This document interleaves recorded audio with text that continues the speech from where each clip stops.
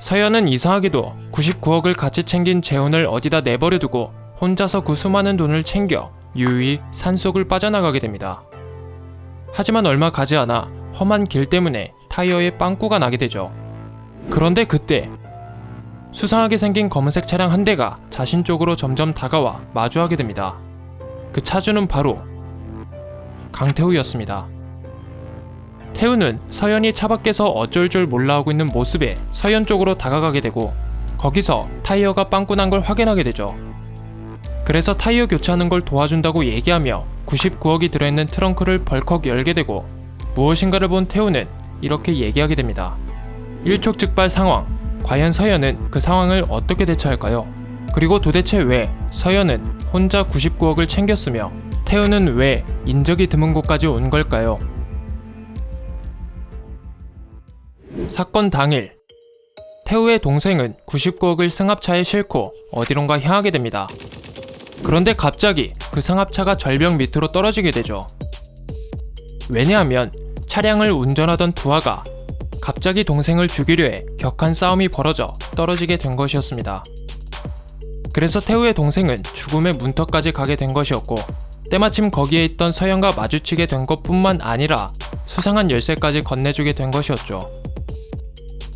그렇게 서연은 태우의 동생을 구해주기 위해 구급차를 부르려 했지만 그러면 99억을 가져갈 수 없다는 생각에 그냥 모르는 척 그 자리를 피하게 됩니다. 그리고 그때 막 차를 가져온 재훈의 차량에 돈을 다 싣게 되고 별장 옆 우거진 숲에 있는 메마른 우물에 99억을 숨기며 일주일 뒤에 같이 찾으러 오자는 약속을 하게 되죠. 그리고 아무 일도 없었던 것처럼 별장으로 돌아가게 됩니다. 한편 태우는 자신을 잡아온 놈들 중 대장으로 보이는 이놈에게 100억이 어디 있냐는 말뿐만 아니라 며칠 전 동생과 만나지 않았냐는 말을 시작으로 동생이 회사 돈 100억을 횡령했다. 그리고 어젯밤 교통사고로 사망했다는 충격적인 얘기까지 듣게 되어 미쳐 날뛰게 됩니다. 알고 보니 이 나쁜 놈은 그 사고 현장을 찾아갔었고 거기서 사망한 운전기사와 태우의 동생을 보게 된 것이었죠. 그러고 나서 태우의 동생이 사망하기 전에 마지막으로 접촉한 사람이 강태우였기 때문에 태우를 잡아와 꼬치꼬치 캐물었던 것이었습니다. 하지만 동생이 죽었다는 말, 그 말에 미쳐 날뛰는 것을 보고 동생이 죽은 줄도 모르고 있었다고 생각하며 강태우는 100억을 빼돌린 사람이 아니라고 판단하여 그를 풀어주게 되죠. 그렇게 피투성이가 된 채 풀려난 태우는 자신의 피를 닦기도 전에 영안실에 누워있는 동생을 찾아가게 됩니다. 그 시각 희주는 후원에 관한 회의를 하던 중 재훈이 며칠 전 어느 한 여자와 호텔에 있는 걸 목격해 사진으로 찍어왔다는 얘기를 듣게 되고 그 사진이 들어있는 봉투를 받게 됩니다. 그래서 봉투를 만지작거리며 고민 끝에 그냥 찢어버리게 되죠. 그리고 무엇인가를 알고 있는 것 마냥 씩 웃더니 서연에게 연락해 잘 지내고 있냐는 안부를 묻게 됩니다.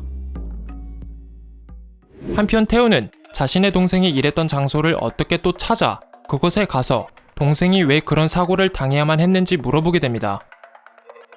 알고 보니 태우는 나이트클럽 사장의 도움으로 동생이 일했던 회사명뿐만 아니라 그 회사가 모바일 게임 업체로 위장한 불법 도박 사이트인 것까지 알게 되어 무엇인가 이상해 그 회사로 찾아갔던 것이었죠. 그리고 그 회사 대표로 보이는 이놈에게 자신의 동생은 절대 이런 곳에서 일할 애가 아니다 라고 얘기하게 됩니다. 하지만 그 회사 대표에게 충격적인 말을 듣게 되죠.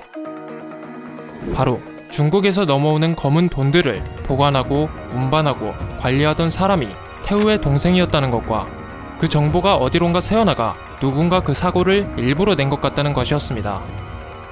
충격적인 얘기를 들은 태우는 그때부터 검은색 차량과 위조된 경찰 배지를 또다시 나이트클럽 사장의 도움을 받아 동생의 죽음을 파헤치기 시작하게 되죠.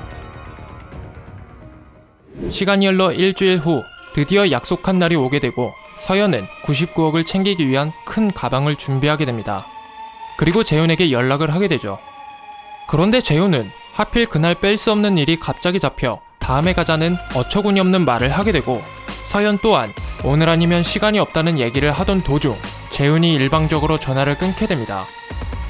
그래서 서연은 혼자서 그 돈을 챙기러 갔던 것이었고 그 돈을 챙겨 나오던 중 산 밑에 있는 자신의 동생 사망한 사건 현장에 들리고 나서 산 위로 올라온 태우와 마주치게 된 것뿐만 아니라 타이어에 빵꾸가 나 태우가 그걸 도와주기 위해 트렁크 문을 연 것이었습니다. 그리고 그 트렁크 안에 있는 무엇인가를 본 태우는 이렇게 얘기하게 되죠. 그렇게 서연은 운 좋게 그 상황을 모면하는 듯 했지만 갑자기 이 근방에서 며칠 전 있었던 사고에 대한 질문을 받게 됩니다. 하지만 서연은 당연히 그 사건을 모른다고 얘기하게 되고 서로 각자 갈 길을 가게 되죠. 그 후 태우는 길 끝에 있는 별장에 도착하게 되고 거기에 있는 별장 관리인에게 며칠 전 이 근방에서 일어난 사고를 물어보며 방금 나간 여자에 대해 물어보게 됩니다.